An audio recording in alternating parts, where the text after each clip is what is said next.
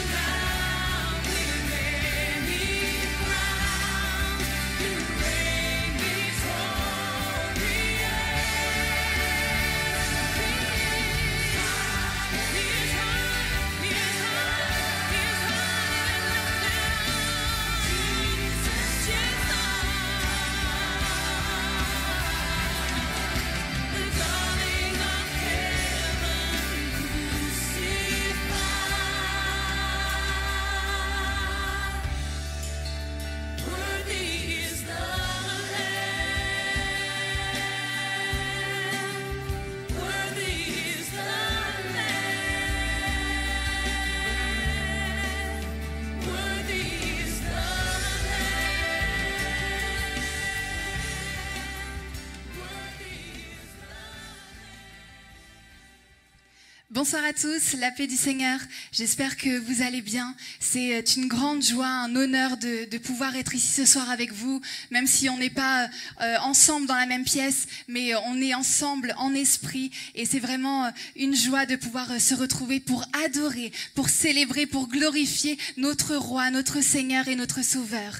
Et avant de commencer, j'aimerais que vous puissiez incliner vos têtes là où vous êtes. Peut-être vous êtes assis sur un canapé, sur une chaise ou même debout, mais j'aimerais vous demander que vous puissiez prendre un temps et que l'on puisse parler à Jésus et lui remettre cette soirée entre ses mains, qu'il puisse dès à présent recevoir notre adoration.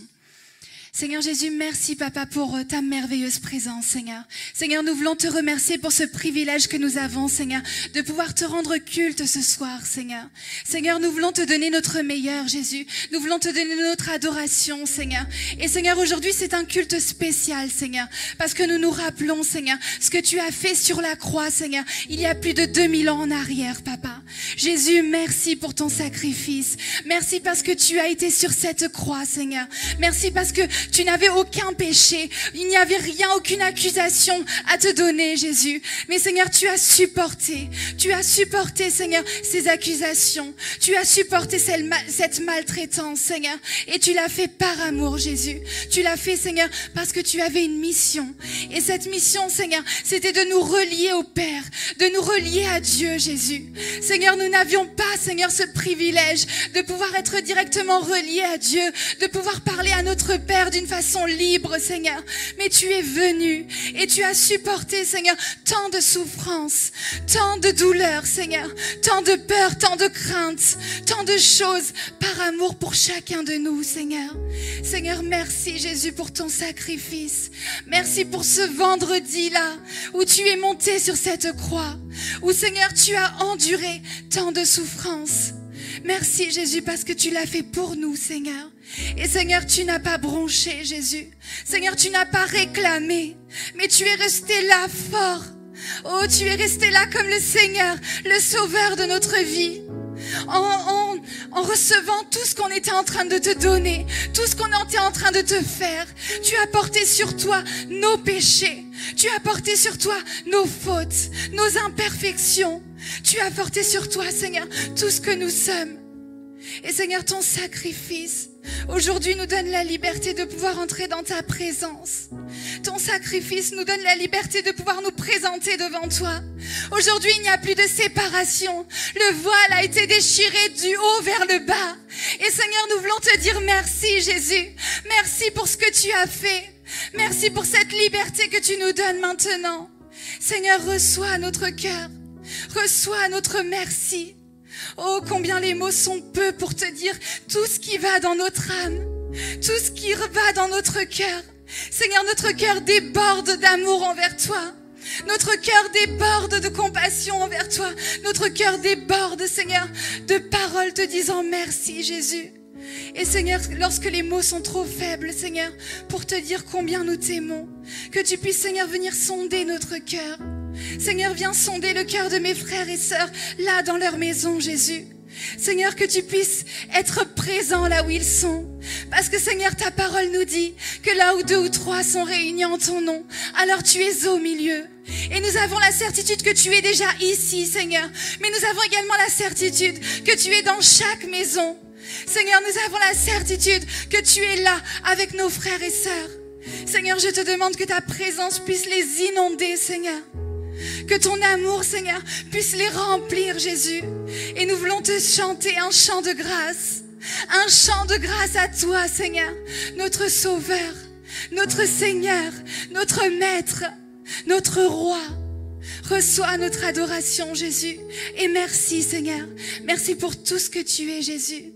Alléluia. Amen. Amen. C'est une joie de pouvoir se rappeler ce que Jésus a fait sur cette croix. C'est une joie de se dire que ce vendredi-là, il y a plus de 2000 ans en arrière, Jésus a passé la plus grande crise que l'humanité aurait pu passer. Et il l'a fait pour nous donner la victoire. Il a fait pour nous donner cette victoire que nous pouvons chanter et célébrer aujourd'hui. Alors je t'invite dans ta maison à adorer le Roi des Rois avec nous. Et on va dire que notre Rédempteur vit, notre Seigneur vit à jamais. Alléluia.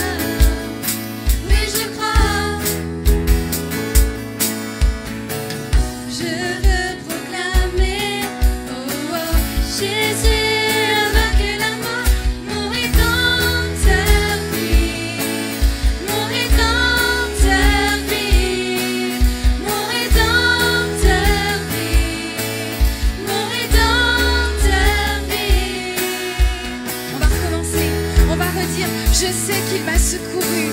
Notre Seigneur Jésus nous a secourus. Il nous a secourus du péché. Il nous a relevés et il nous a donné la victoire que nous pouvons célébrer aujourd'hui. Je sais qu'il m'a secouru. Son sang a couvert mes fautes, je le crois. Oui, je crois. Il a enlevé ma honte. Je suis guérie en son nom, je le crois. Oui, je crois. Nous voulons proclamer Jésus. Je veux proclamer, oh oh, Jésus a vaincu la mort, mon rédempteur vit, mon rédempteur vit, mon rédempteur vit, mon rédempteur. Déclare dans ta maison que ton rédempteur vit, il vit à jamais. Mon rédempteur vit, mon rédempteur vit, mon rédempteur vit. Tu prends mon fardeau et tu l'emportes. Alors je danse sur les sommets, je vois venir ton règne. Mon rédempteur vit, mon rédempteur vit, mon rédempteur vit, mon rédempteur vit, mon rédempteur vit, mon rédempteur vit, mon rédempteur vit, mon rédempteur. On va redéclarer. Mon rédempteur vit, mon rédempteur vit. Déclare de toute ta force, déclare que ton rédempteur vit à tout jamais. Mon rédempteur vit, mon rédempteur vit, mon rédempteur vit, mon rédempteur vit, mon rédempteur vit. Alléluia Jésus. Merci Seigneur parce que tu vis à tout jamais Jésus.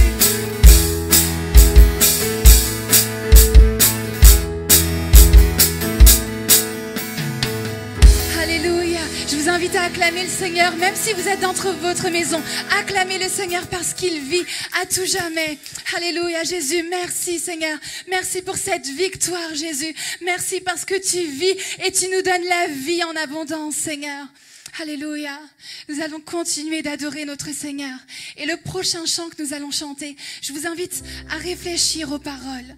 Le prochain chant nous dit « Merci pour la croix Seigneur. Merci pour le prix payé. Parce que tu as supporté nos péchés et tu as été jusqu'à la croix. » Que dans ta maison, tu puisses déclarer ce chant à Jésus. Que tu puisses lui chanter cette prière et lui dire merci Jésus. Merci pour tout ce que tu as fait pour nous.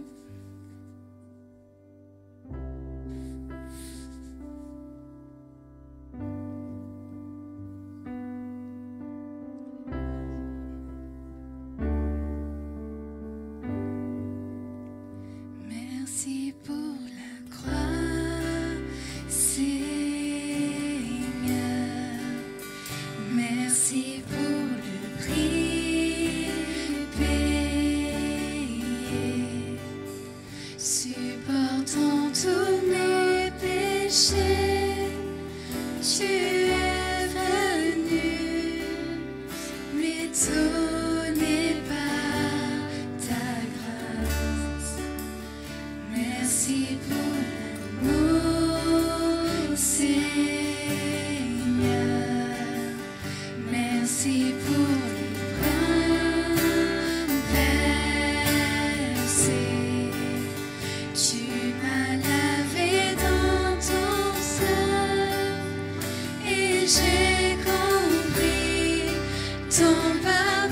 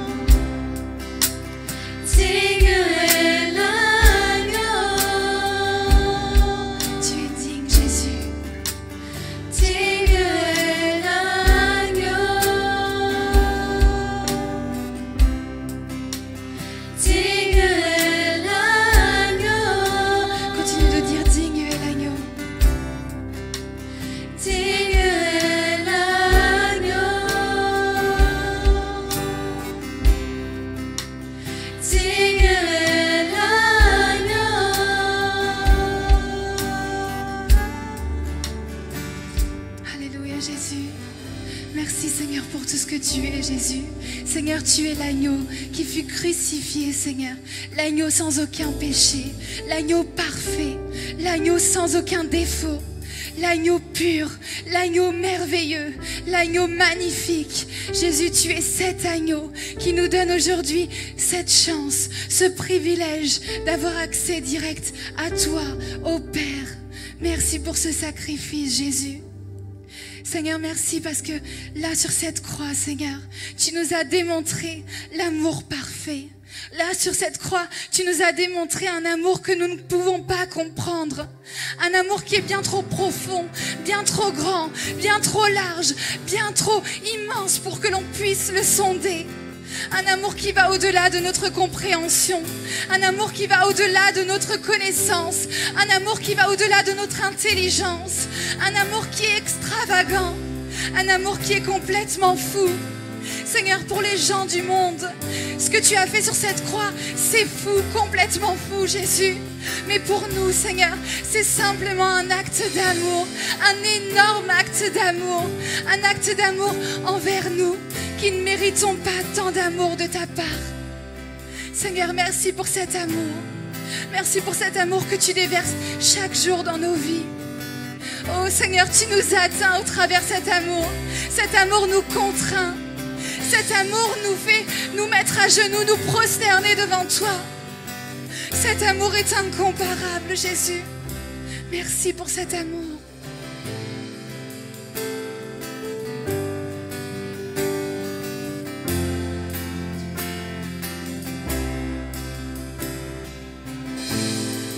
Pour mes premiers pas, tu me connaissais déjà. Et tu es si bon envers moi.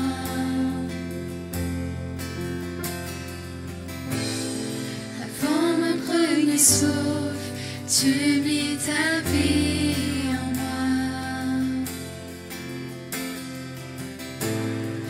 Oui, tu es si tendre envers moi. Oh, l'amour renversant, extravagant, infini de Dieu. Sans faiblir, il me cherche, il me poursuit, me ramène à lui. Je suis indigne et sans mérite, mais pour moi tu t'es livré. Oh, l'amour renversant, extravagant, infini de Dieu.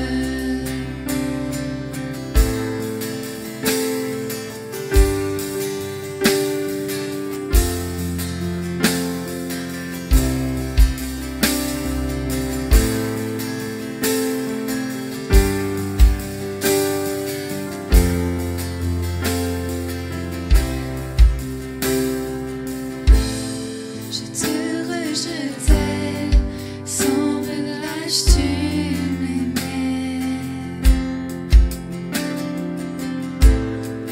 Oui, tu es si bon envers moi.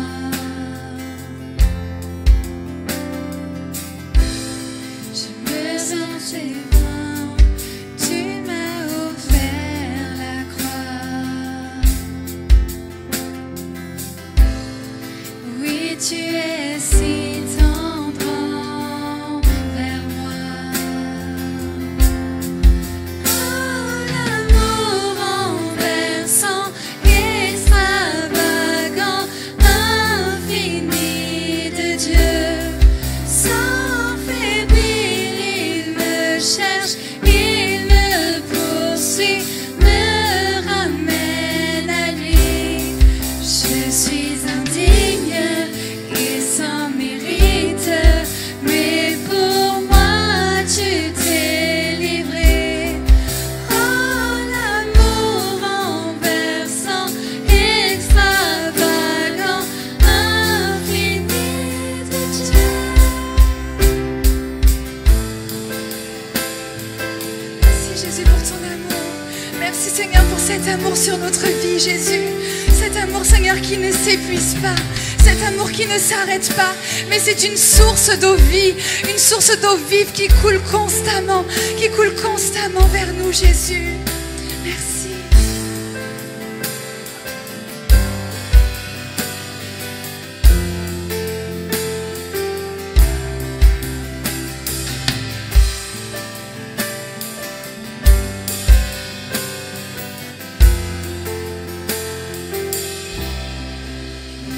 N'est trop sans, ni mon trop élevé pour que tu me cherches.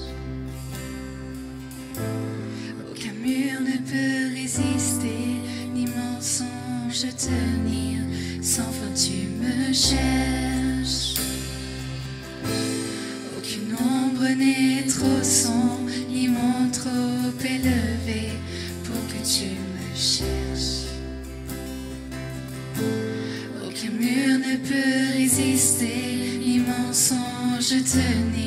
sans fin tu me cherches. Aucun nombre n'est trop sans, ni mot trop élevé pour que tu me cherches. Aucun mur ne peut résister, ni mensonge tenir, sans fin tu me cherches. Aucun nombre n'est trop sans, ni mot trop élevé pour que tu me cherches. Aucun mur ne peut résister, ni mensonge tenir, sans fin tu me cherches. Oh, l'amour renversant, extravagant, infini de Dieu, sans faiblir, il me cherche, il me poursuit, me ramène à lui. Je suis indigne et sans mérite, mais pour moi tu t'es livré. Oh, l'amour renversant, extravagant, infini.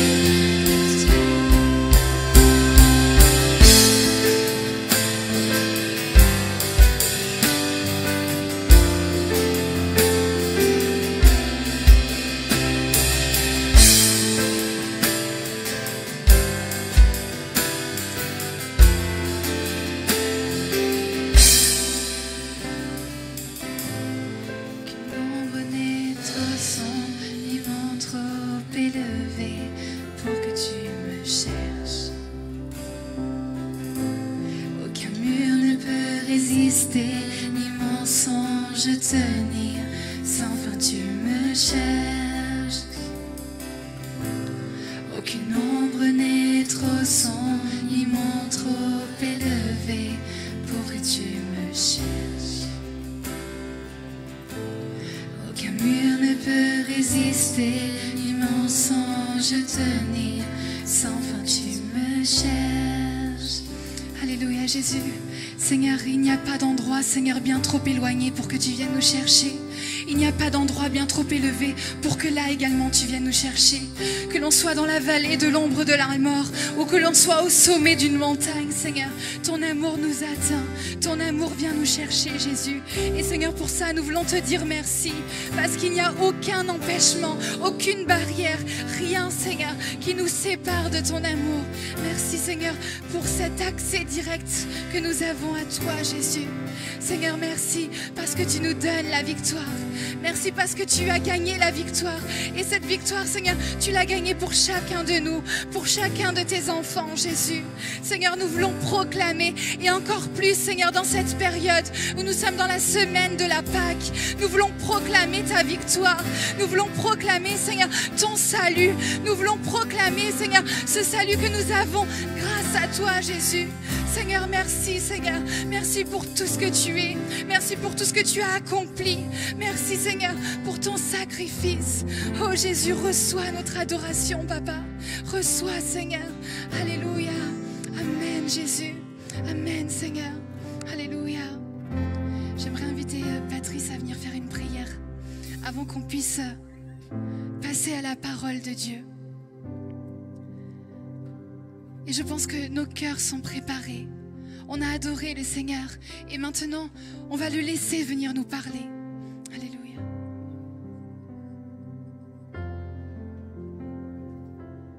Seigneur, merci mon Dieu pour cette merveilleuse soirée, Seigneur. Seigneur, que Seigneur, tu puisses recevoir cette louange, Seigneur, ce parfum de louange, Seigneur, tel que nous sommes, Seigneur Jésus. Seigneur, nous voulons donner le meilleur de nous-mêmes pour toi, Seigneur, à chaque instant de notre vie, Seigneur. Seigneur, je te remets, Seigneur, maintenant ce temps de parole, Seigneur, qui va nous être administré, Seigneur Dieu, par nos, Seigneur. Que réellement tu puisses parler à nos cœurs, Seigneur Jésus. Que tu puisses l'utiliser, Seigneur Jésus, comme un vase, Seigneur, Seigneur Dieu, qui se laisse modeler par par toi, Seigneur, par tes mains, Seigneur Jésus. Seigneur, que vraiment nous puissions avoir nos cœurs ouverts, Seigneur. Nos cœurs ouverts à recevoir ta parole, Seigneur, dans une bonne terre, Seigneur Jésus. Afin, Seigneur, que cette parole, Seigneur, puisse ensuite donner du fruit, Seigneur Jésus. Du fruit en abondance, Seigneur. Et ces fruits, Seigneur, qui ne puissent pas rester sur l'arbre, Seigneur, en train de pourrir, Seigneur, mais qu'on puisse les donner, Seigneur, qu'on puisse les utiliser, Seigneur Jésus, dans notre entourage, Seigneur. Vraiment, Seigneur, c'est ma prière, Seigneur. Viens visiter chacun, Seigneur, ce soir. Dans le nom de Jésus, Seigneur, j'ai prié. Amen. Amen. Amen. Nous demandons du coup à Nono de... Amen. Merci au groupe de louanges de nous avoir aidés à adorer le Seigneur. Et il est bon de pouvoir le célébrer, de pouvoir le glorifier parce que Dieu est digne de notre louange et de notre adoration. Et le message que je voudrais partager avec vous aujourd'hui a pour thème la foi en temps de crise. Et avant d'entrer vraiment dans le centre du message, j'aimerais qu'on puisse se rappeler qu'il y a plus de 2000 ans en arrière, Jésus a vécu une crise, une énorme crise. Jésus a vécu la plus grande crise qu'ait pu vivre une personne, une crise qui a touché et qui a vraiment marqué toute l'humanité et qui a marqué nos vies. Et la crise vécue par Jésus, elle a été vécue exactement un vendredi. Donc le pasteur, il en a parlé pendant tout au long de cette semaine, de la semaine de la Pâque. Et nous avons pu suivre les enseignements du pasteur au long de cette semaine. Et aujourd'hui, on est vendredi. Et j'aimerais qu'on puisse se souvenir ce qui s'est passé il y a un vendredi, il y a plus de 2000 ans en arrière. Jésus, notre Sauveur, s'est fait crucifier sur une croix afin d'accomplir la mission pour laquelle le Père l'avait appelé. Le Père avait envoyé Jésus pour une mission bien précise. Et ce jour-là, ce que Jésus a fait sur cette croix resta à jamais gravé dans l'humanité. Ça resta à jamais gravé dans la mémoire de toutes les personnes. Et encore 2000 ans après, on continue. Et 2000 ans après, on continuera encore de proclamer et de déclarer ce qui s'est fait ce vendredi-là. Jésus fut crucifié sur une croix. On lui cloua les mains sur ce bois. On lui déposa une couronne d'épines. Il fut fouetté. On lui perça le côté. On lui cracha dessus. On versa du vinaigre sur ses plaies. Tant de souffrance, tant de cruauté, tant de douleur pour en terminer avec sa vie. Mais tant de questions se sont posées ce vendredi-là. Tant de doutes. Tant d'interrogations. Mais Jésus a vécu la plus grande crise de toute sa vie. Et j'aimerais qu'on puisse faire un parallèle avec notre vie aujourd'hui. Et Jésus est notre plus grand exemple. Tout ce que nous avons besoin, nous devons aller le chercher en Jésus. Et au travers de cet acte héroïque que Jésus a fait sur cette croix, on peut avoir plein d'enseignements et Jésus nous enseigne à être fort et à garder la foi au milieu de la crise. Et aujourd'hui, on est tous conscients de la situation dans laquelle se trouve notre société. On est dans une situation compliquée avec le Covid-19. Il y a des complications sociales, il y a des complications politiques, des complications économiques. Des personnes souffrent dans leurs affaires, dans leur entreprise. Elles souffrent également dans leur santé. D'autres personnes souffrent psychologiquement, simplement par le fait d'avoir peur. Simplement parce que l'angoisse vient prendre possession de leur âme, de leur cœur. Causée par tant d'incertitudes, tant d'interrogations, tant de doutes. Nous vivons dans un temps où il y a plein de questions, plein d'interrogations, mais il existe très peu de réponses à toutes ces interrogations. Et nous pouvons voir que même ceux qui devraient avoir les connaissances nécessaires sur le sujet, comme des médecins, comme des spécialistes, même ces personnes-là qui ont normalement des connaissances qui leur sont acquises par leurs facultés qu'ils ont acquis lors de leurs études, ces personnes se trouvent face à des connaissances limitées, face au coronavirus. Nous vivons un temps de crise. Il y a encore quelques semaines en arrière, on était tous là, réunis en tant qu'Église. On était tous là à célébrer, à glorifier, à adorer le nom du Seigneur. On était tous ensemble. Tout était prévu. Mais tout d'un coup, nos agendas ont complètement été bouleversés.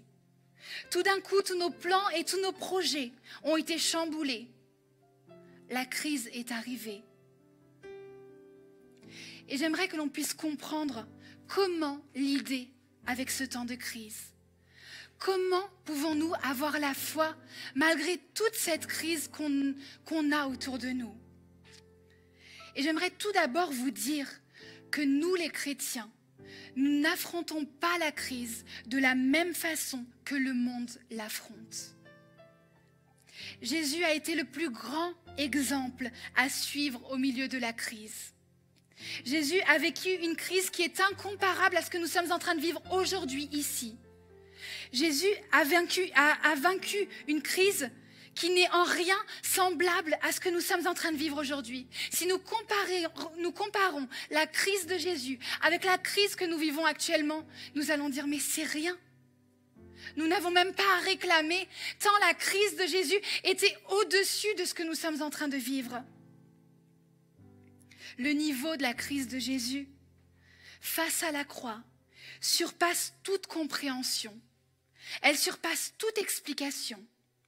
Mais Jésus nous enseigne que nous ne pouvons pas affronter la crise de la même façon que le monde l'affronte. Si notre cœur ressent ou s'il perçoit la réalité du moment de la même façon que les autres dans le monde peuvent le percevoir, alors il y a quelque chose d'erroné dans notre foi. Il y a quelque chose d'erroné en nous. Quelque chose d'erroné avec notre expérience spirituelle. Parce que si je suis un enfant de Dieu, si je connais sa parole, si je connais ses principes, si je vois les choses comme Dieu les voit, alors j'ai une nouvelle paire de lunettes pour voir la crise que je suis en train d'affronter. Et cette paire de lunettes que Dieu dépose sur ma vue, elle s'appelle Jésus. Cette paire de lunettes, elle me fut acquise sur la croix, ce vendredi, il y a des années en arrière, par mon Sauveur. Nous ne pouvons pas affronter la situation de la même façon que le monde l'affronte. Nous ne pouvons pas l'affronter avec désespoir, avec crainte, avec peur, avec panique, avec terreur, avec angoisse.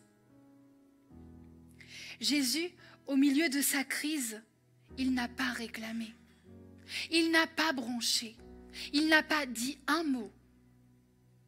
Il avait la puissance de sortir de là, mais il ne l'a pas fait parce qu'il voulait accomplir la mission que le Père l'avait envoyé pour accomplir. Jésus n'est pas entré en panique.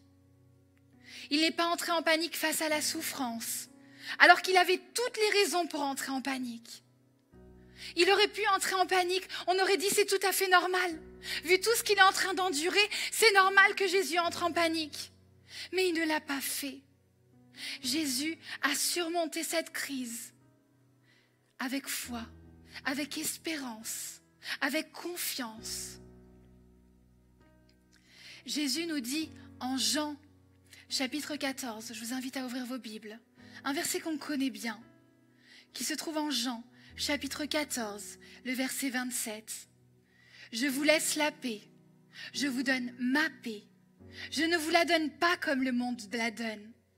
Que votre cœur ne se trouble point et ne s'alarme point. » J'aimerais vous poser une question.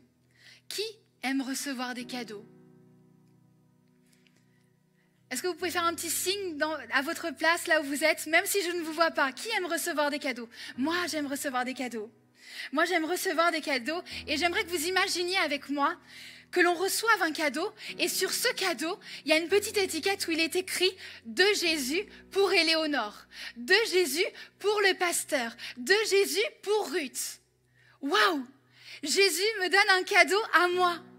Jésus a préparé un cadeau pour moi. Jésus nous donne une paix que le monde ne nous donne pas, une paix que l'argent ne peut pas concevoir. La paix que nous avons n'est pas normale. La paix que nous avons n'est pas naturelle. La paix que nous avons est celle du prince de la paix. La paix que nous avons, elle doit dépasser toute peur. La paix que nous avons, elle doit dépasser toute compréhension. Je ne vis pas sous la peur, je vis sous la paix. Je vis sous la paix de Jésus. Cette paix qu'il a obtenue il y a plus de 2000 ans en arrière. Cette paix qui vient m'envahir et qui n'a même pas de mots pour que j'exprime combien elle m'inonde dans des moments difficiles. Cette paix qui est incomparable. Cette paix qui est merveilleuse. Et là, tu peux te dire, attends, alors marcher avec Jésus, c'est être un super homme, une super femme? Non. C'est être un petit homme, une petite femme, mais qui a un grand Dieu, qui a un Dieu puissant, qui a un Dieu qui dépasse toute chose. Et notre faiblesse se repose dans son omniprésence. Rappelle-toi le Dieu que tu sers. Face à tant de crises, face à tant de difficultés, souviens-toi que tu peux être bien petit, tu peux être bien ridicule, mais ton Dieu est bien grand, ton Dieu est bien puissant. Nous sommes en train de vivre un temps où nous entendons beaucoup de bruit, beaucoup de crises, un manque de paix, des rumeurs, plusieurs voix. Nous entendons des voix de tous les côtés. Et la Bible nous parle d'un homme. Et j'aimerais qu'on puisse se baser sur cette histoire aujourd'hui. Un homme qui a traversé beaucoup de crises, qui a traversé beaucoup de voies. Et cet homme s'appelle Jairus. Et j'aimerais vous inviter à ouvrir vos Bibles en Marc, chapitre 5. Et nous allons lire du verset 21 au verset 24. Marc, chapitre 5, du verset 21 au verset 24. La parole de Dieu nous dit, Jésus dans la barque regagna l'autre rive, où une grande foule s'assembla près de lui. Il était au bord de la mer. Alors vint un des chefs de la synagogue, nommé Jairus, qui l'ayant aperçu, se jeta à ses pieds et lui adressa cette instante prière. « Ma petite fille est à l'extrémité.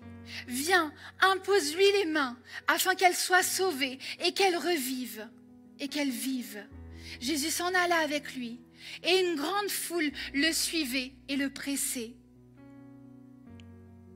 La question que j'aimerais qu'on se pose ce soir, c'est qu'est-ce que la crise peut faire ou peut être dans notre histoire? La crise a 3 objectifs. Et j'aimerais qu'on puisse décortiquer les 3 objectifs qu'une crise nous apporte. Le premier objectif, c'est que la crise est une opportunité de s'approcher de Dieu. Je vais répéter. La crise est l'opportunité que l'on puisse se rapprocher de Dieu, que l'on puisse se rapprocher du Seigneur.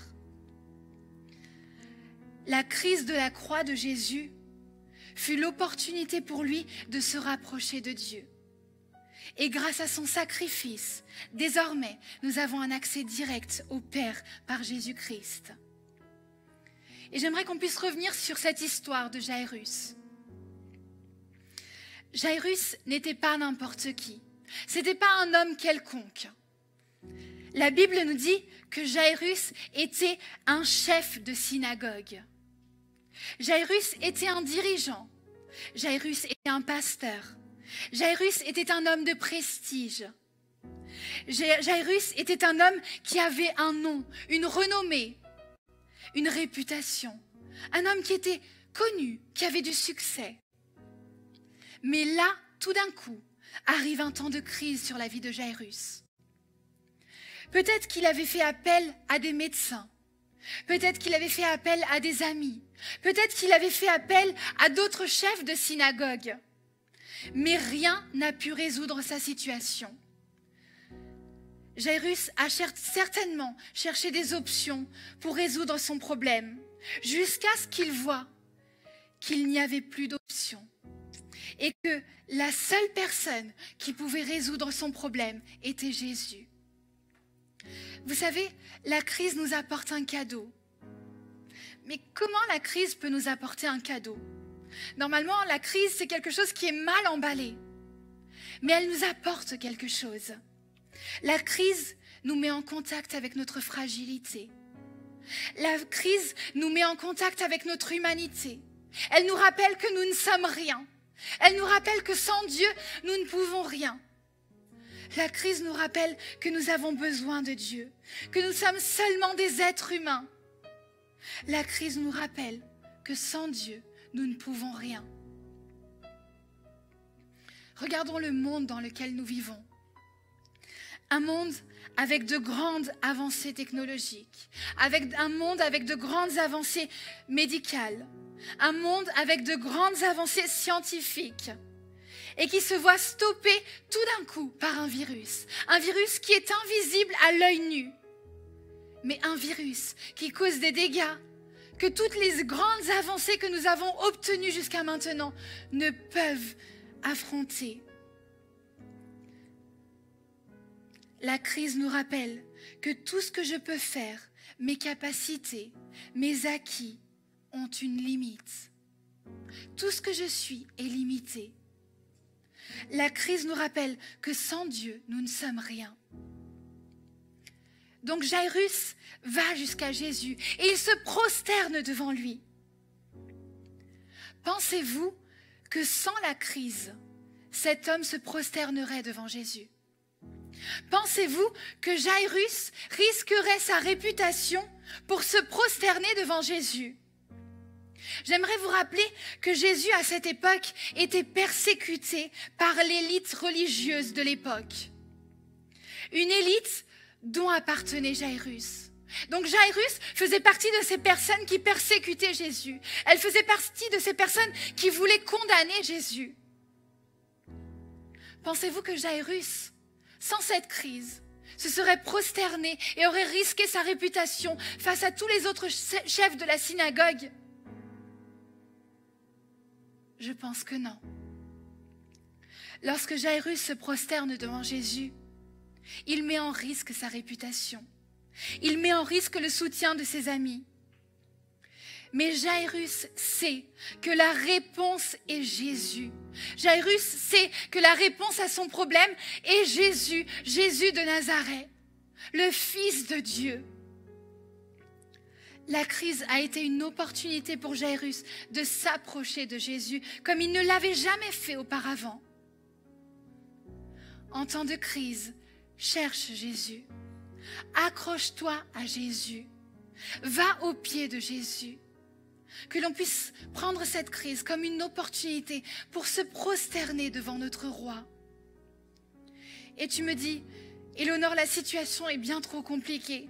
Ça atteint mes affaires, ça atteint ma famille, ça atteint des personnes que j'aime. Mais laisse-moi te dire que c'est l'opportunité pour toi de t'approcher de Jésus. La crise, elle arrive pour dissoudre le superficiel de notre vie.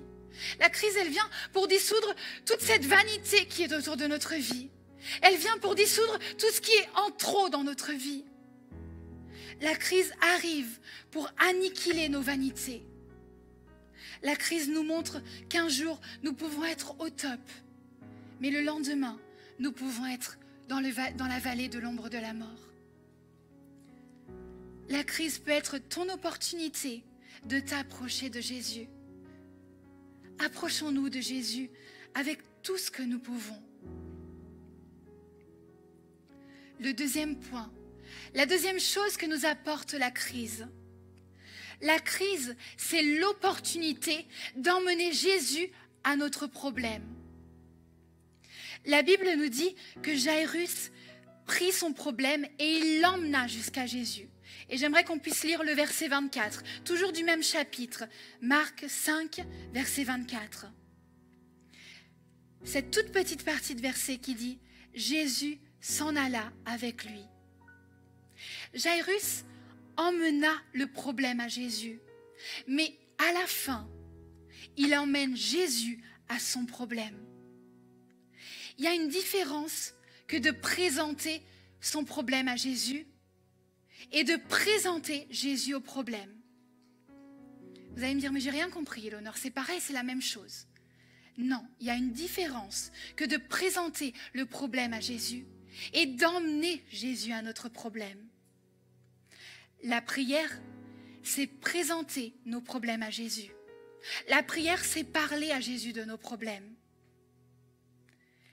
Alors que la foi, c'est amener Jésus dans nos problèmes. Je vais répéter pour que vous puissiez vraiment suivre ce que je suis en train de dire. La prière, c'est présenter Jésus à nos problèmes. Pardon, je m'embrouille. La prière, c'est présenter nos problèmes à Jésus. C'est parler de nos problèmes à Jésus. Alors que présenter Jésus à nos problèmes, ça s'appelle la foi. Emmenons Jésus avec nous. Emmenons-le dans nos problèmes. Emmenons-le dans notre difficulté. Emmène Jésus dans ta tempête et la barque ne coulera pas.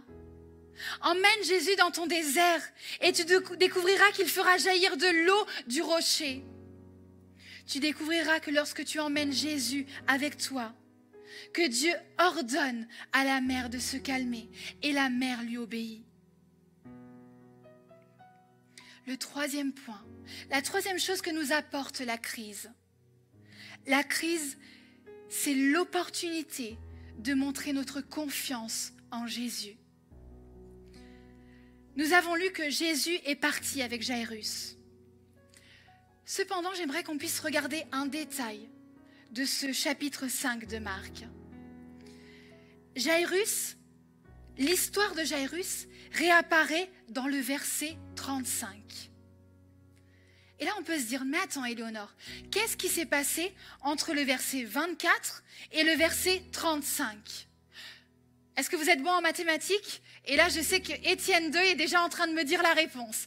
Combien de versets se sont écoulés entre le verset 24 et le verset 35 ?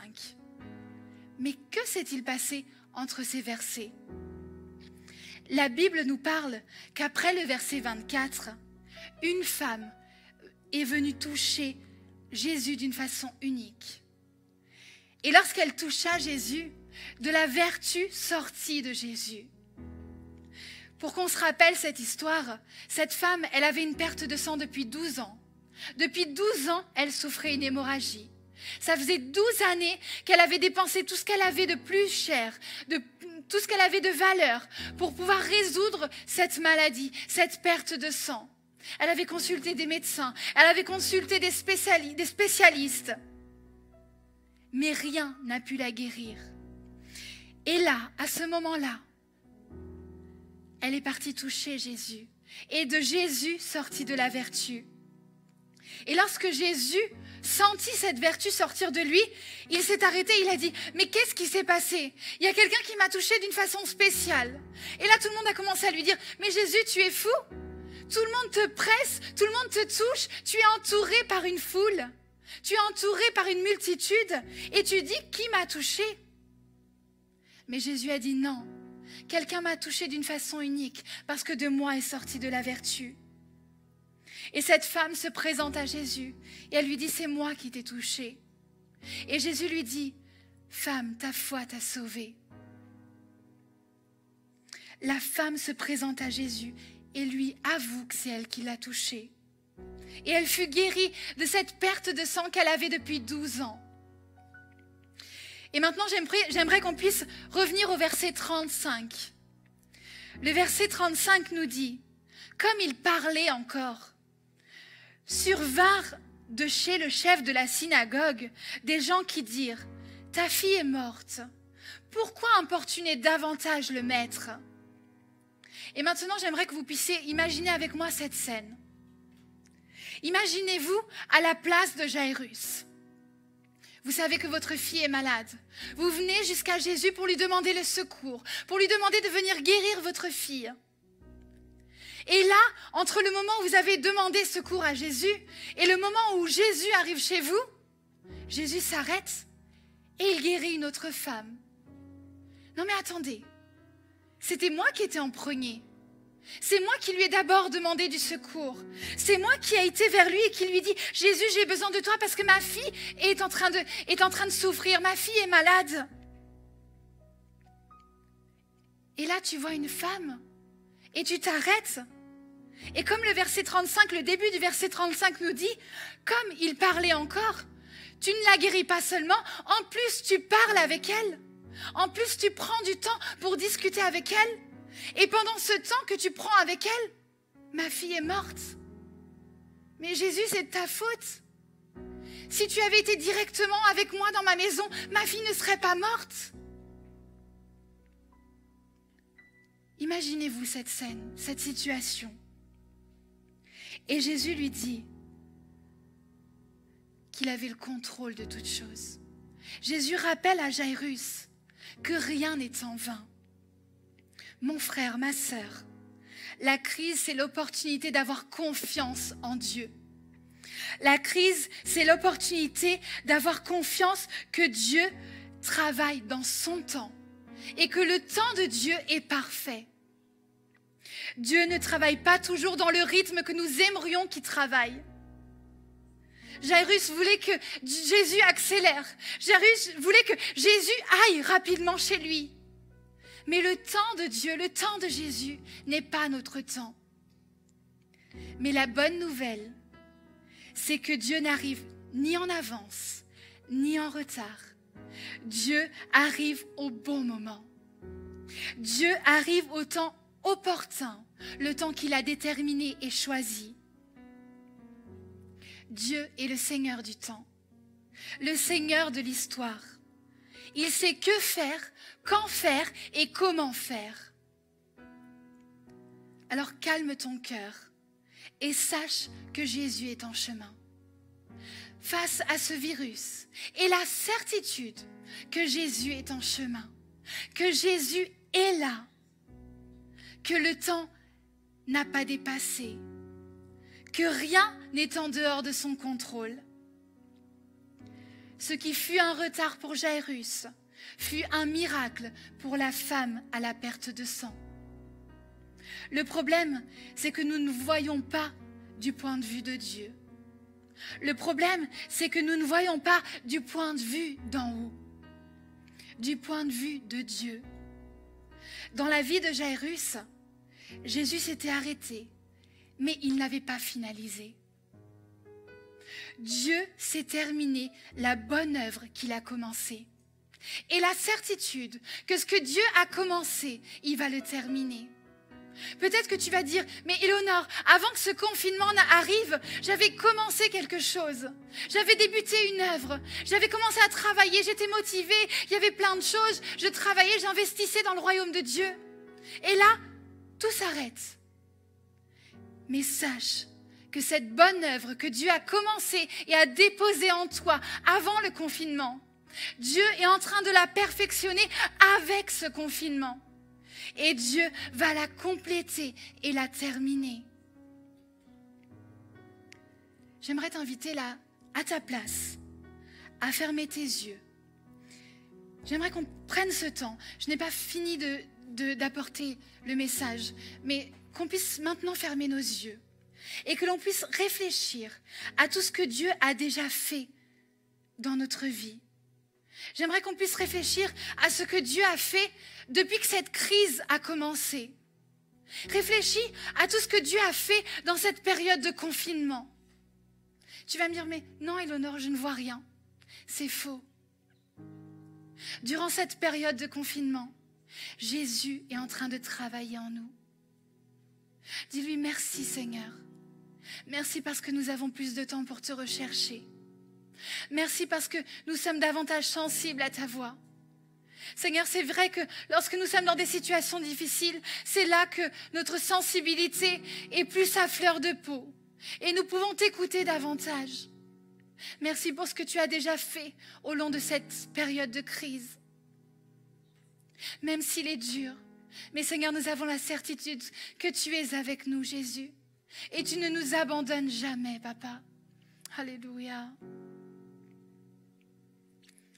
Reposons-nous en lui.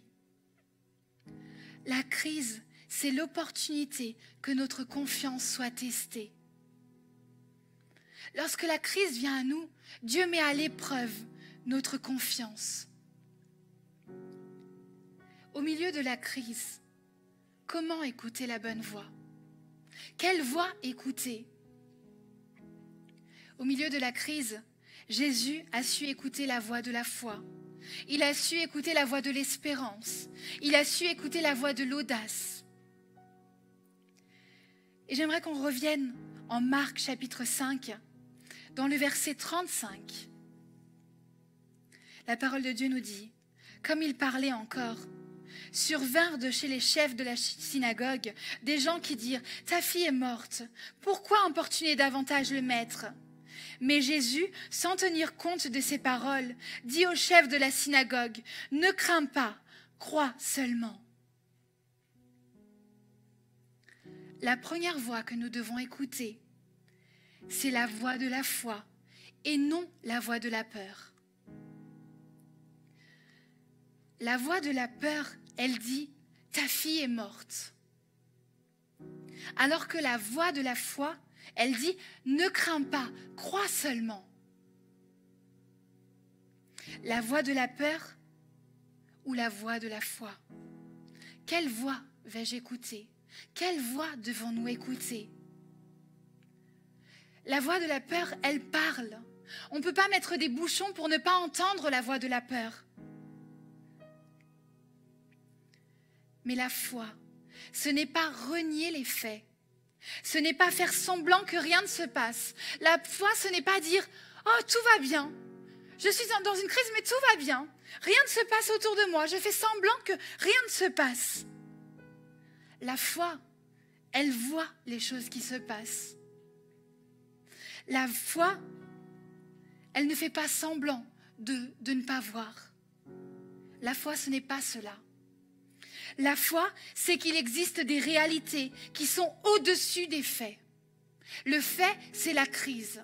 La réalité, c'est ce que Dieu est, c'est ce que Dieu fait. La foi, elle sait qu'au-dessus de ce qui peut se passer, il y a Dieu. Les faits sont, il y a une pandémie, il y a un virus, il y a des centaines de morts chaque jour. Ça, c'est les faits, pardon. Les faits. Il y a une pandémie, il y a un virus, il y a des morts constamment. Alors que la foi, c'est Dieu est pour moi. Dieu est avec moi. Dieu est mon berger et je ne manquerai de rien. Ça, c'est la foi. Est-ce que tu arrives à comprendre la différence? La différence entre la foi et les faits. Je ne renie pas les faits. Mais je sais qu'au-delà des faits, Dieu est pour moi, Dieu est avec moi. J'aimerais vous inviter à ouvrir vos Bibles en 2 Corinthiens, chapitre 5, le verset 7. Car nous marchons par la foi et non par la vue. Marcher avec Jésus ne nous délivre pas de la mauvaise nouvelle. Ça ne va pas nous délivrer de la crise qui va arriver. La mauvaise nouvelle, elle vient jusqu'à Jairus. Mais ce que j'aime dans cette histoire, c'est qu'avant que la mauvaise nouvelle soit arrivée jusqu'à Jairus, le Seigneur, le Sauveur était déjà là. Avant que cette nouvelle arrive jusqu'à l'Église, avant que cette nouvelle de pandémie arrive jusqu'au monde, Jésus était déjà avec nous. Avant tout ça, le Seigneur était déjà là. Il était déjà notre Seigneur, notre Sauveur. Lorsque la mauvaise nouvelle est arrivée, Jairus aurait dû regarder la mauvaise nouvelle et il aurait pu lui dire « Ah, mon ami, tu m'apportes une mauvaise nouvelle. Mais je veux te dire que la bonne nouvelle est arrivée avant que toi tu arrives avec la mauvaise nouvelle. La bonne nouvelle en personne est avec moi, elle est là, c'est Jésus. » En 2 Timothée, chapitre 1, verset 7, la parole nous dit « Car ce n'est pas un esprit de timidité que Dieu nous a donné, mais un esprit de force, d'amour et de sagesse. » Si aujourd'hui tu es en train de regarder ce direct de ta maison et que tu as peut-être peur dans ton cœur, tu te sens angoissé, tu te sens opprimé par tout ce qui se passe, tu sors dans la rue et tu as l'impression que le virus est partout. Tu vas faire des courses et tu as l'impression que tout ce que tu touches, tout ce que tu respires, toutes les personnes que tu croises, elles vont t'infecter. Je veux te dire, n'écoute pas la voix de la peur, mais écoute la voix de la foi. Écoute la voix de Dieu. La deuxième voix que nous devons écouter, c'est la voix de l'espérance et non la voix de la non-croyance. On va reprendre en Marc chapitre 5. Dans les versets 38 et 39, la parole de Dieu continue à nous dire « Ils arrivèrent à la maison du chef de la synagogue, où Jésus vit une foule bruyante et des gens qui pleuraient et poussaient de grands cris. Il entra et leur dit « Pourquoi faites-vous tant de bruit? Pourquoi pleurez-vous? L'enfant n'est pas morte, mais elle dort. » La voix de la non-croyance dit ce qu'elle voit à l'œil nu, ce qui est dans le bout de son nez. Alors que la voix de l'espérance, elle dit ce en quoi elle croit. La voix de la non-croyance, elle dit ce qu'elle observe, ce qu'elle voit. Si elle voit des catastrophes, si elle voit des problèmes, si elle voit un virus, si elle voit des morts, si elle voit des malades, alors elle parlera de ce virus, de cette mort, de ces malades, de cette catastrophe, de ce problème. La voix de la non-croyance, elle amplifie la peur, elle amplifie l'angoisse, elle amplifie la terreur. La voix de la non-croyance, elle est en chacun de nous. Mais nous devons réussir à dominer cette voix pour uniquement laisser place à la voix de l'espérance. Écoutons davantage la voix de l'espérance qui nous rappelle les promesses de Dieu. Et là, je vais citer certaines promesses que j'aime beaucoup dans la Bible. Et je ne vous invite pas à les ouvrir parce que c'est des passages que nous connaissons bien. En Psaume 27, verset 1, la parole de Dieu nous dit « L'Éternel est ma lumière et mon salut. De qui aurais-je crainte? L'Éternel est le soutien de ma vie. De qui aurais-je peur ?» En Psaume 91, verset 1, la parole de Dieu nous dit « Celui qui demeure sous l'abri du Très-Haut repose à l'ombre du Tout-Puissant. » En Psaume 23, verset 4, « Quand je marche dans la vallée de l'ombre et de la mort, je ne crains aucun mal, car tu es avec moi. Ta houlette et ton bâton me rassurent. » C'est ça, d'avoir de l'espérance, de s'accrocher aux merveilles et promesses de Dieu. Nous avons besoin de nous informer davantage dans les promesses de Dieu. Nous devons arrêter d'allumer notre télévision et d'écouter à longueur de journée les informations qui nous rappellent qu'il y a eu tant de morts, qu'il se passe ça, qu'il n'y a plus de masques, qu'il n'y a plus de conditions dans les médecins.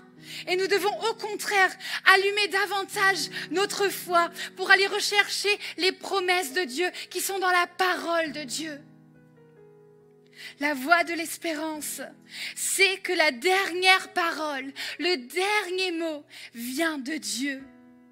Et il ne partage ce dernier mot avec personne.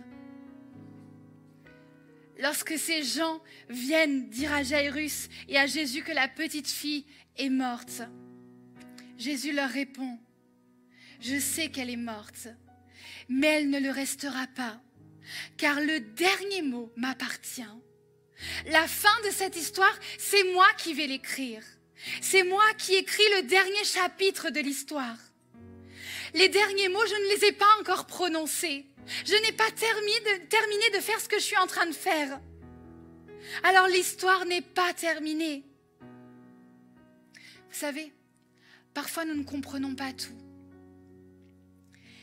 Cette semaine qui vient de se passer fut une semaine éprouvante pour moi. Avec Patrice et avec la famille, nous avons perdu la grand-mère de Patrice. Et mardi, nous avons eu les funèbres. Et vous savez, c'était pas facile. Lorsqu'on perd quelqu'un qu'on aime, quelqu'un qui nous est cher, quelqu'un qui fait partie de notre vie au quotidien, on se dit, mais Seigneur, j'ai l'impression de perdre le sol sous mes pieds. Et mardi, lorsque nous sommes venus un peu plus tôt pour répéter avec les cousins, avec tous les petits-enfants, on était là sur cet autel et on était en train de répéter. Et pendant qu'on répétait, il y a eu un moment où le Seigneur m'a rappelé combien Dieu est merveilleux. On était là en train de répéter et je me suis dit, waouh Seigneur, tu es en train de permettre que tous les petits-enfants se réunissent à nouveau pour adorer, pour célébrer, pour te glorifier. Les circonstances dans lesquelles nous étions en train de le faire étaient dures. C'était douloureux. Mais nous avons vu Dieu agir. Et ça a réjoui mon cœur de pouvoir louer à nouveau avec les cousins. De pouvoir revoir Pierre ici au saxo. De pouvoir revoir Sandrine ici en train de chanter. De pouvoir revoir David à la batterie. Avec Marcos, Lily, avec Patou. Et tous ensemble, en train d'adorer, de célébrer Dieu malgré la difficulté. Alors peut-être que parfois nous ne comprenons pas ce que nous sommes en train de vivre. Mais Dieu a un but à toute chose. Et vous savez ce que ça a permis? Ça a permis d'unifier davantage la famille. Ça a permis de nous unir encore plus. Nous avons vu l'amour de Jésus se déverser davantage sur nos vies. Dieu est en train de restaurer des choses qui ont été cassées par le passé. Et il s'est servi d'une situation. Il s'est servi d'une douleur, d'une difficulté pour travailler en nous. Alors tu ne peux pas dire que la crise ne peut pas travailler en toi. La crise travaille en toi. La crise travaille en moi. La crise travaille en chacun de nous. La crise est en train de travailler dans son église. J'ai la certitude, la conviction que lorsque nous reviendrons pour célébrer tous ensemble, nous allons revenir avec une église encore plus forte. Une église qui a encore plus faim et soif de Dieu. Parce que Dieu se sert de ce temps de crise pour travailler en nous. En 2 Corinthiens, chapitre 4, verset 9, il est dit, « Nous sommes pressés de toute manière, mais non réduits à l'extrémité, dans la détresse, mais non dans le désespoir, persécutés, mais non abandonnés, abattus, mais non perdus. » La pression vient, mais je ne suis pas abandonnée. Je ne suis pas détruit. Je ne suis pas perdu. Je ne suis pas abattu. Dans la détresse, mais non dans le désespoir. Persécuté, mais non abandonné. Abattu, mais non perdu. La troisième voix que nous devons écouter, c'est la voix de l'audace et non la voix de la lâcheté. Toujours en Marc, chapitre 5, cette fois-ci du verset 41 à 43. Il la saisit par la main et lui dit « Talitha Koumi », ce qui signifie « Jeune fille, lève-toi, je te le dis ». Aussitôt la jeune fille se leva et se mit à marcher, car elle avait 12 ans. Et ils furent dans un grand étonnement. Jésus leur adressa de fortes recommandations pour que personne ne sût la chose. Et il dit qu'on donna à manger à la jeune fille. En ce temps d'obscurité, de peur, de doute, sois la voix de l'audace, la voix du courage, la voix de la foi, la voix de l'espérance. Nous ne sommes pas irresponsables et nous devons vivre de façon prudente. Et ça, oui. Nous devons agir avec sagesse, avec prudence, en respectant la loi, en respectant nos autorités, en respectant tous les gestes barrières qui nous sont imposés par l'État. Lorsque nous sommes ici en train de louer le Seigneur, nous restons à 1 mètre de distance. Nous respectons toutes ces mesures de sécurité qui nous ont été données. Et je veux le faire, et nous devons le faire. Mais je refuse de vivre effrayé. Je refuse de vivre sous la panique. Je refuse de vivre sous l'angoisse. Je veux être la lumière de Dieu. Je veux être le sel qui vient apporter de la saveur. Je veux prêcher un message différent que le monde est en train de prêcher. Je veux être la voix de l'audace, la voix qui fait toute la différence. Que l'on puisse être cette voix-là, cette voix qui va encourager, cette voix qui va motiver, cette voix qui va dire, lorsqu'il n'y a plus de solution, prends courage, Dieu est avec toi. Peut-être que tu es entouré de personnes, ou peut-être que tu connais des amis qui sont très angoissés. Sois le sel qui va apporter de la saveur. Sois cette lumière qui va briller dans tant de ténèbres. Sois cette voix qui va résonner lorsque les choses sont compliquées. Lorsque Jésus s'est retardé avec la femme de la perte de sang, ce retard fut pour Jairus un retard et une perte. Mais ce fut également un miracle pour la femme et un but, un objectif pour Dieu. Jésus fut appelé par Jairus pour faire une guérison. Il fut appelé par Jairus pour aider la petite fille malade. Mais maintenant, elle était morte. Maintenant, ce n'était plus une question de guérison, mais c'était une question de résurrection. Ce n'était plus une question de guérison, que la petite fille se relève simplement, mais c'était une question de miracle. Jésus guérit cette petite fille de façon si spéciale. Il ne guérit pas cette petite fille de la maladie, mais il la guérit de la mort. À la fin de Marc chapitre 4, Jésus est au milieu d'une tempête. Et avec sa voix, il calme la tempête. Et là, Dieu nous montre qu'il est Dieu sur la nature. En Marc chapitre 5, Jésus se trouve face à un homme rempli de démons. Jésus expulse ces démons et là il nous montre qu'il est Dieu au-dessus des démons. En Marc chapitre 5 encore, Jésus se trouve face à une femme qui a une perte de sang depuis 12 ans. Il guérit ce qui est inguérissable et il nous montre qu'il est Dieu au-dessus de la maladie. Mais là, avec cette petite fille, Jésus nous montre non seulement qu'il est au-dessus de la nature, qu'il est au-dessus des démons, qu'il est au-dessus de la maladie, mais il nous montre qu'il est au-dessus de la mort. Il nous montre qu'il est le Seigneur de la vie. Ce qui s'est passé il y a plus de 2000 ans en arrière, un vendredi, ce qui s'est passé sur cette croix avec Jésus, nous montre que Jésus est au-dessus de la mort, que la mort n'a pas pu supporter Jésus, que Jésus a vaincu la mort, la vie elle-même, et il nous garantit cette vie en abondance. Que Dieu puisse retirer de nous la voix de la peur et mettre la voix de la foi. Que Dieu puisse retirer de nous la voix de la non-croyance et mettre la voix de l'espérance. Que Dieu puisse suffoquer la voix de la lâcheté et faire de nous la voix de l'audace. Jésus s'est arrêté, mais il n'avait pas terminé. Jésus a fait une pause, mais il n'avait pas conclu. Peut-être que tu penses que Jésus a fait une pause aussi dans ta vie. Peut-être que tu penses qu'en tant qu'Église, Jésus a mis stop. Mais sache qu'il n'a pas conclu. Que l'on puisse prendre exemple sur ce qui s'est passé il y a plus de 2000 ans en arrière, sur le sacrifice de Jésus. Jésus est le modèle à suivre face à la crise. Peut-être que nous sommes dans une situation de crise. Mais rappelons-nous que Jésus l'était aussi. Jésus a traversé la plus grande crise qu'a pu traverser un jour l'humanité.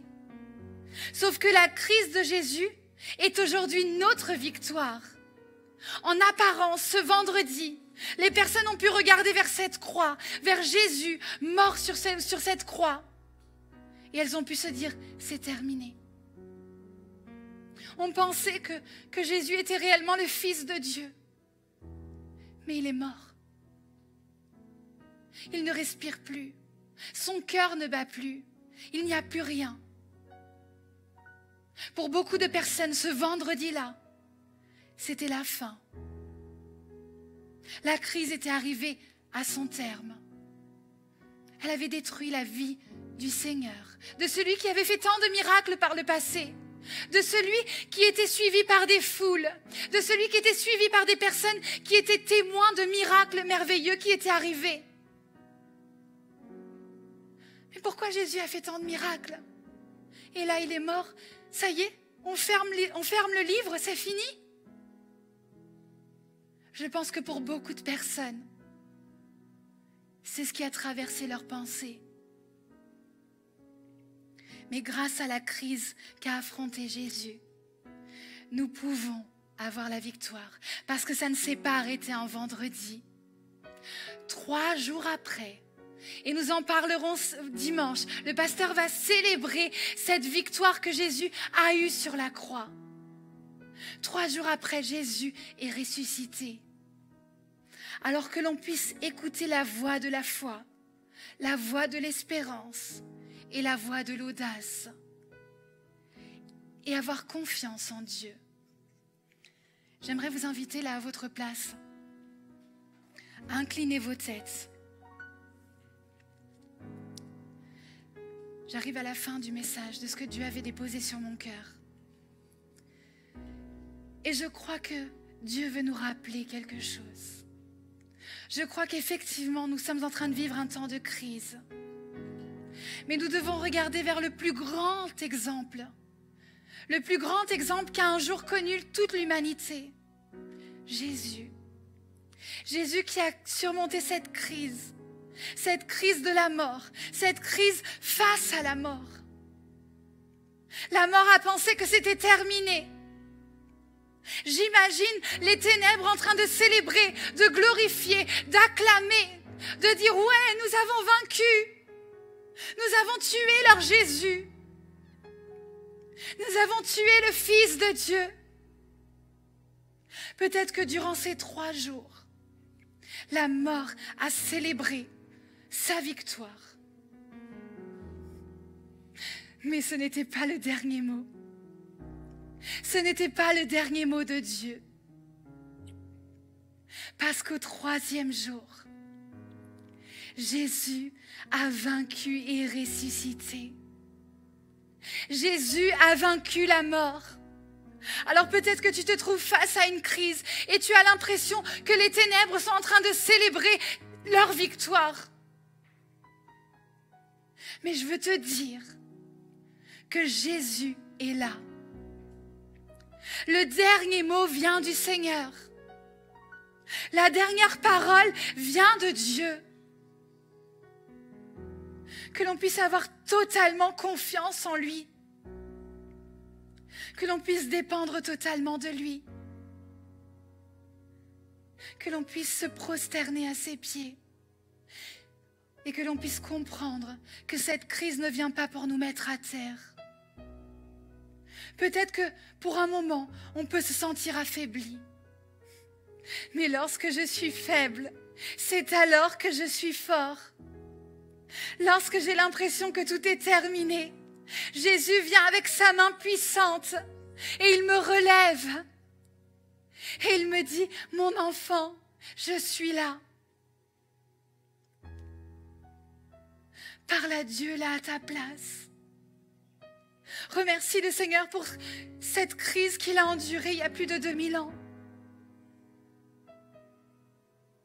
Vous savez, nous n'aurions pas pu supporter, même pas un quart de ce que Jésus a supporté. La douleur, tant de souffrance, tant de désespoir, La Bible nous dit que Jésus a pleuré des larmes de sang. Et pour en arriver à pleurer des larmes de sang, c'est que c'était une telle agonie, une telle souffrance, quelque chose de tellement profond et grand que nous ne pouvons pas comprendre. Merci Jésus. Merci parce que tu avais la puissance de sortir de cette croix, de te détacher, de te sauver et de sauver les autres. De la même façon, Seigneur, que ces personnes, Seigneur, t'ont lancé ce défi. Si tu es le Fils de Dieu, sors de cette croix, sauve-toi toi et sauve les autres. Mais Jésus, tu ne l'as pas fait. Toutes ces personnes ont blasphémé. Elles ont dit du mal à ton sujet. Mais tu n'as rien fait face à cette persécution. Tu es resté, toi, humble, doux, tendre, ayant une mission, voulant nous rapprocher du Père, voulant donner une espérance à l'humanité. Jésus, ça fait plus de 2000 ans que des personnes continuent de célébrer ce que tu as fait sur cette croix. Et nous voulons continuer de le faire tous les jours de notre vie. Il est vrai que Pâques nous rappelle davantage ce sacrifice. Mais Seigneur, Pâques, c'est tous les jours en nous. Pâques, c'est au quotidien dans notre vie. Seigneur, nous voulons tous les jours célébrer ton sacrifice. Célébrer tant de souffrance. Merci Jésus. Merci pour tout ce que tu as fait, Papa. Seigneur, je te demande, Seigneur, d'aller, Seigneur, encourager mes frères et sœurs là où ils sont dans leur maison. Peut-être qu'ils sont actuellement en train de nous regarder en direct, mais peut-être qu'ils vont réécouter, Seigneur, ce message dans quelques jours. Seigneur, que tu puisses, Seigneur, inonder de ta présence leur cœur.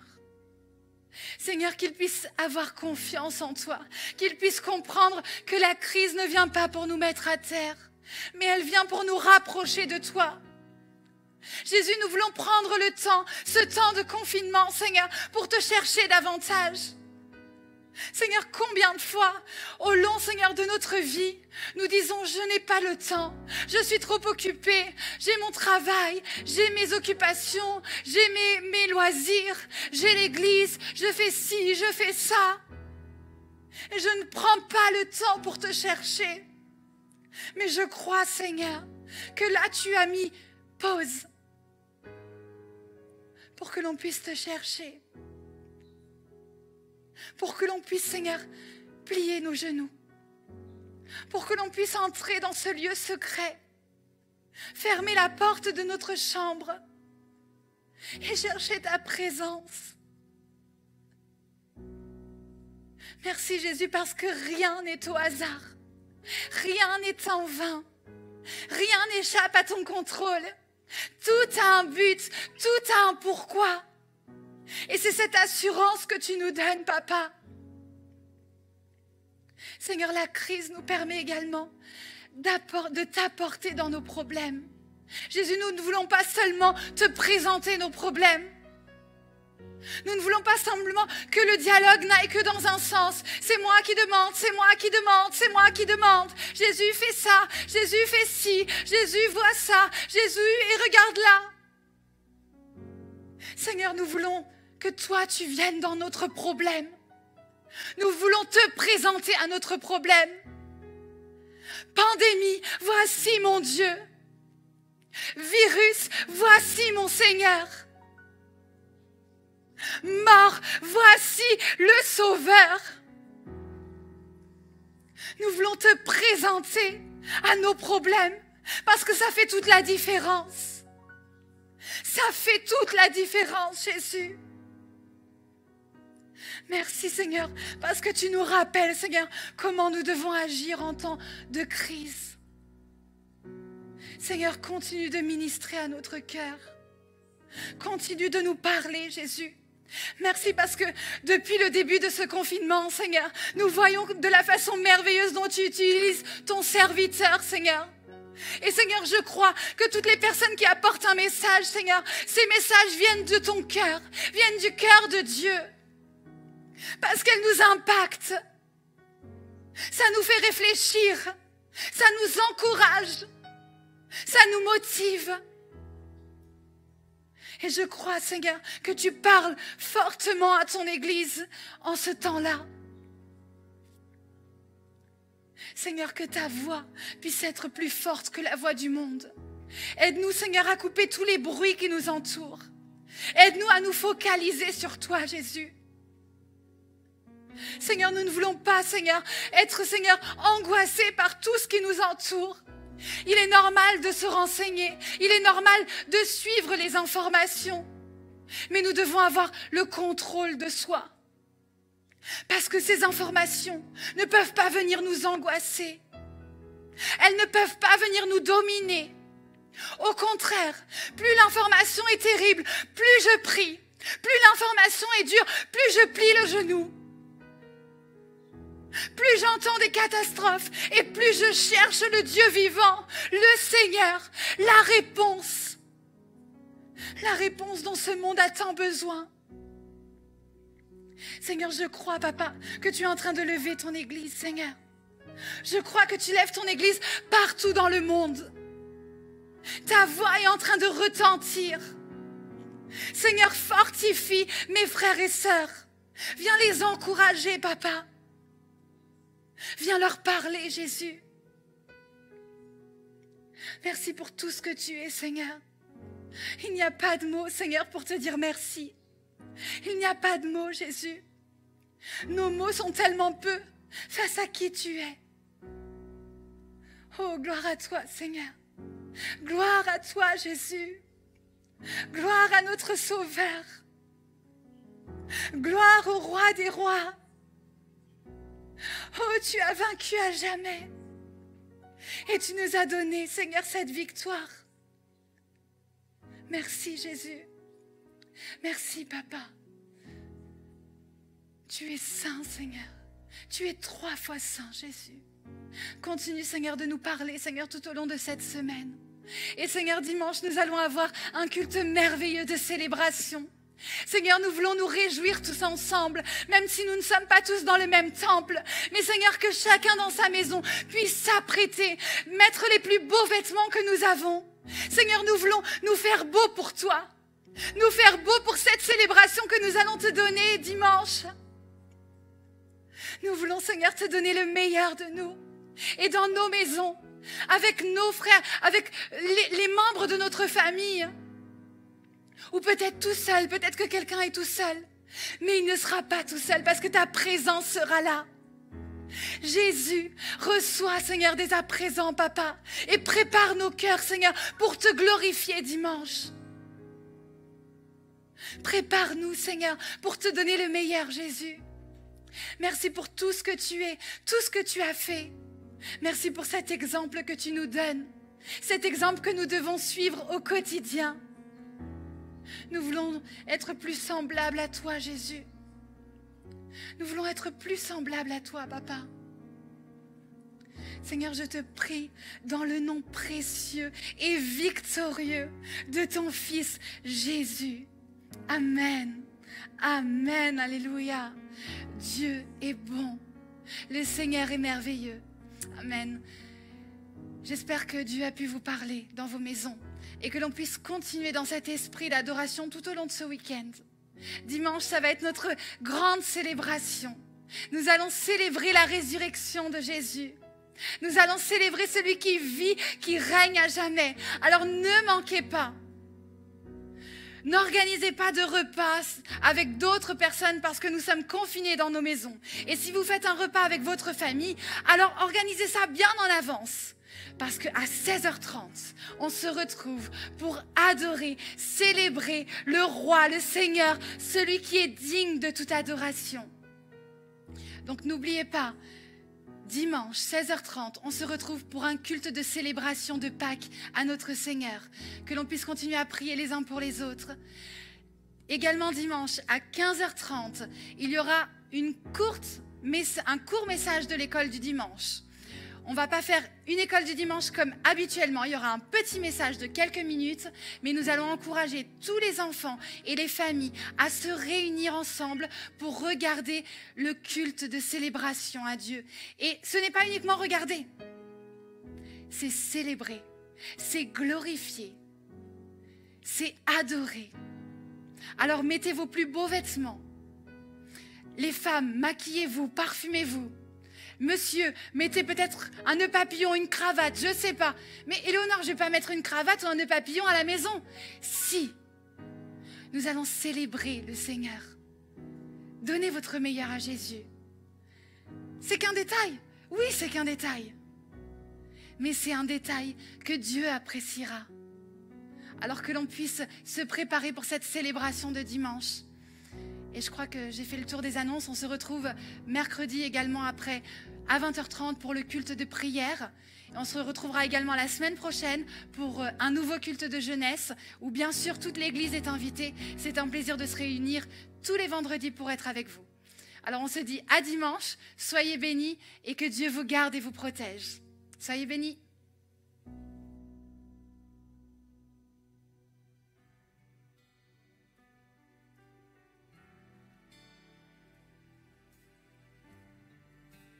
Thank you for the cross, Lord.